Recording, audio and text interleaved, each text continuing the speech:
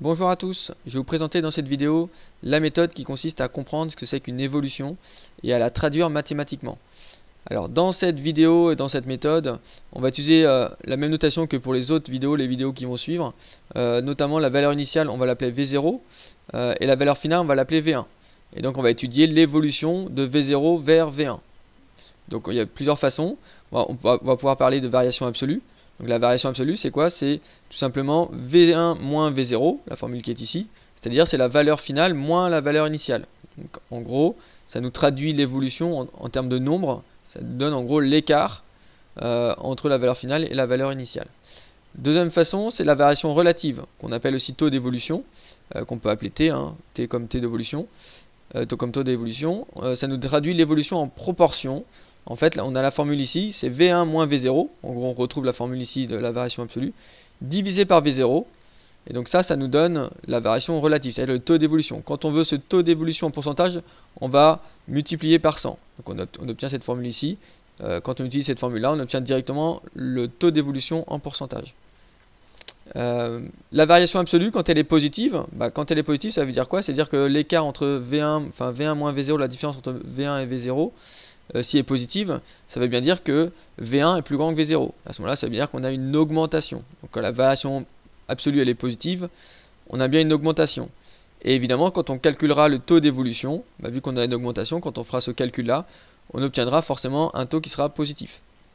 Quand la variation absolue est négative, ça veut dire quoi? C'est-à-dire que finalement V1 est plus petit que V0. Donc ça se traduit par une diminution. Et donc forcément le taux d'évolution lui sera négatif.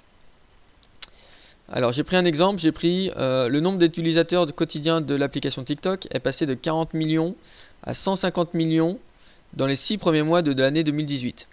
On va déterminer la variation absolue, puis après on va déterminer la variation relative qu'on va mettre en pourcentage, donc le taux d'évolution en pourcentage. Donc on a cette situation-là, on a V0 qui va augmenter vers V1, la valeur initiale c'est 40, d'accord, c'est le nombre d'utilisateurs que j'ai au départ, donc au début de l'année 2018, qui va évoluer vers 150 millions, d'accord, qui est en gros 6 mois après, milieu d'année 2018.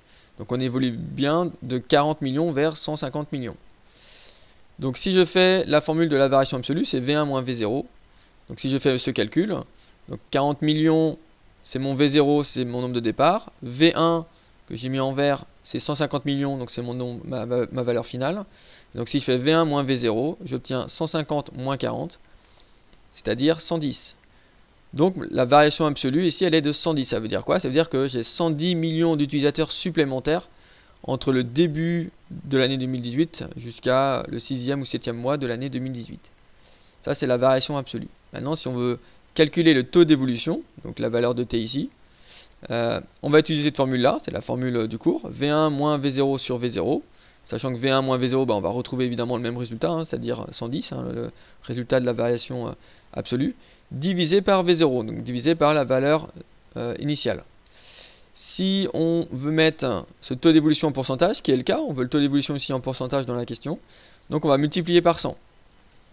Et donc après, il suffit de remplacer et de calculer, donc on a bien 150 moins 40, V1 moins V0, divisé par V0, par 40. On trouve 275 que je multiplie par 100, c'est-à-dire 275. Donc ce taux-là, vu que j'ai multiplié par 100 ici dans tous mes calculs, ce taux-là, c'est directement le taux en pourcentage. Ça veut dire quoi? C'est-à-dire que TikTok, il a augmenté de 275% en nombre d'utilisateurs dans les 6 premiers mois de l'année 2018. Donc on est passé de 40 millions à 150 millions, donc de V0 à V1. On a augmenté de 275% ici pour passer de 40 à 150 millions. Donc une très grande augmentation. J'espère que vous avez compris comment traduire une évolution. Merci de m'avoir écouté, à bientôt.